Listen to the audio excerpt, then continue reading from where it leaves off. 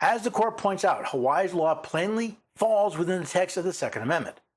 Restrictions imposed by Hawaii's challenge law fall within the plain text of the Second Amendment, so the law is presumptively unconstitutional. No party disputes that petitioners are among the people protected by the Second Amendment, or that they seek to bear arms. Therefore, the plain text of the Second Amendment protects what petitioners want to do: carry handguns for self-defense. So the petitioners want to bear arms, including in publicly accessible areas of private property. But what about the owner's property rights? To be sure, owners of establishments that are open to the public can admit or exclude persons who are carrying guns for self-defense under either the common law rule or Hawaii's law. But Hawaii's shift from the common law rule unquestionably imposes a new and significant burden on the exercise of the right recognized in Bruin. As I mentioned before, any property owner who does not want people to be armed on their property merely is supposed to sign to that effect. In some states, violating that sign is merely trespass, while other states treat such violations as crimes. What about the reverse, though? Would people post a sign saying permit holders are welcome to carry on the premises?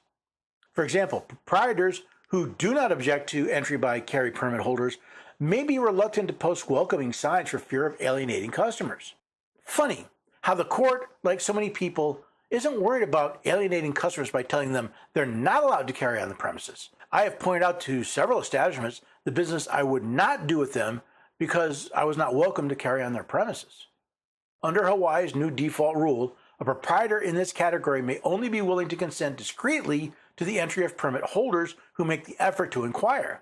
This arrangement imposes a new burden on permit holders who will have to somehow obtain permission to carry a firearm on the property before stepping foot on it.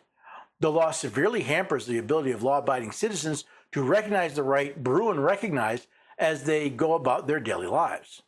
Now, for those of you who do not carry firearms, consider this. You're going about your daily life, doctor's appointments, shopping, possibly stopping for a bite of lunch.